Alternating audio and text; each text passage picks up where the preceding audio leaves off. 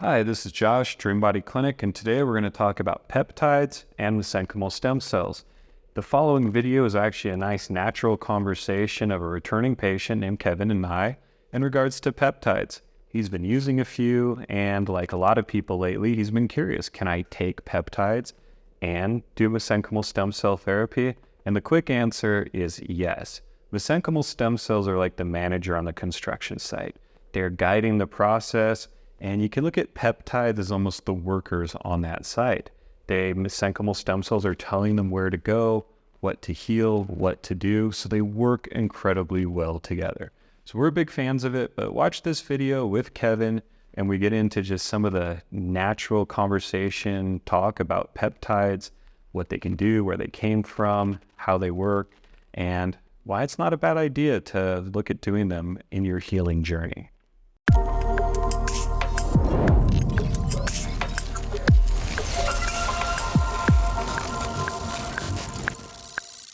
So yeah, peptides are amazing. And what we were just saying is, like, we're fans of peptides. We like them. And you kind of have to look at the history of them. For example, we offer one here called cerebrolysine for brain health.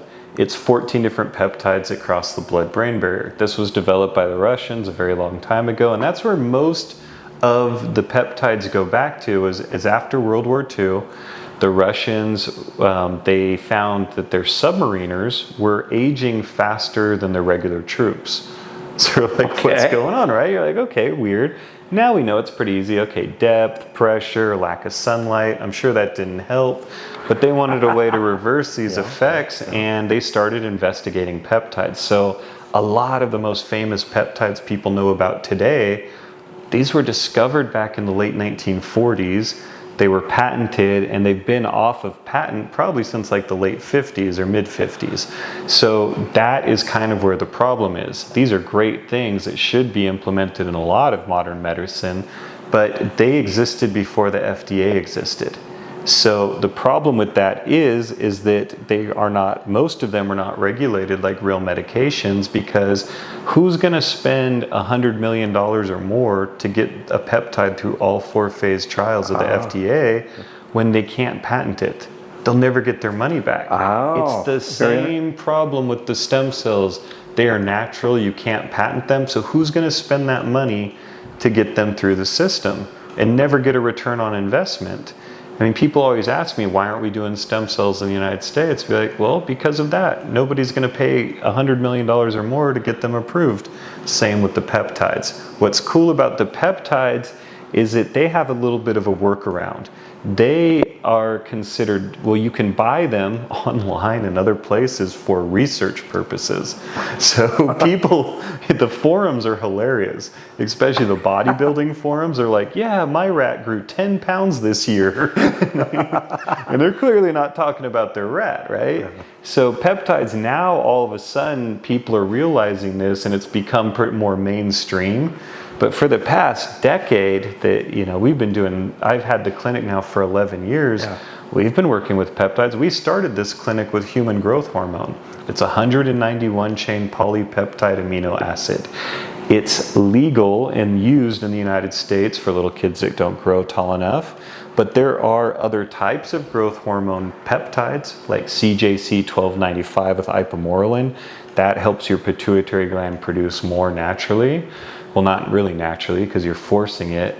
I haven't seen great results with it. It's nothing compared to real growth hormone, but there's these peptides. So there are certain peptides that help with joint health, like BPC 157 has become very popular. TB 500 has become very popular for joint repair, and there's a ton of others.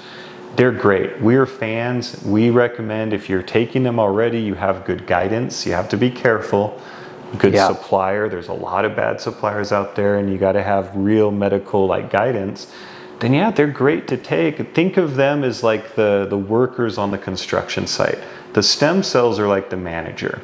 They're guiding the whole process, barking orders. That's when they send their exosomes to instruct things how to work. Well, if you've got the right proteins in the area, which are the peptides, well, man, now you've got the right tools to build the house, and you're going to build a much better house than if you didn't have them. Now, my doctor back in Michigan and Auburn holistic doctor. She is starting to work with exosomes. She says we can use them here. And she says she can give me billions of them.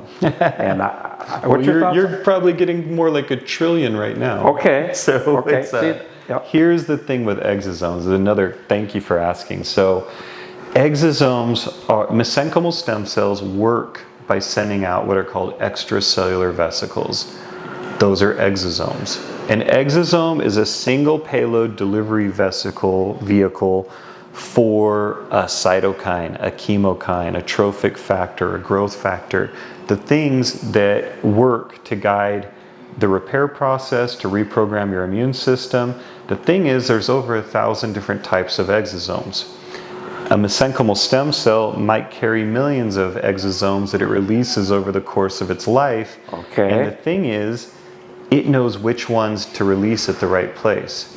So let's say your back hurts, right? That's what we're fixing. So right now, the stem cells are in there seeking out inflammation, so they're going what needs healed.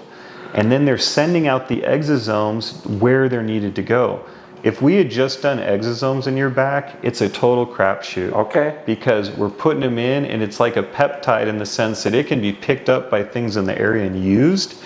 But if it's not delivered to the right place and the right exosome isn't being sent there, you're not going to get results. And in fact, when they first started doing this, it was smart. So what they found, or not what they found, but in the United States, you can use mesenchymal stem cells, but you can't replicate them in the lab like we do. So the problem is, they do what's called minimal manipulation. So they'll take the whole umbilical cord, they'll separate just the stem cells, then they have to cryofreeze them and administer them, right? So in this whole process, they got frustrated. There was a group called Chimera Labs, and what they found, they're like, hey, well, let's do this. We can replicate the cells, we can force them to release their exosomes in the petri dish or in the flasks. They're flasks, not petri dish. And then we can filter out the mesenchymal stem cells. So that got around the US law and rules that you can't use replicated stem cells. So that's great, but the problem was when they first started doing treatments, like say a knee, well, you got over 1,000 different types of exosomes. You're putting in like 80 billion or these crazy sounding numbers. A lot of those cause inflammation. Not all of them repair. So they had to create a filtration device. And the filtration system is so rudimentary right now.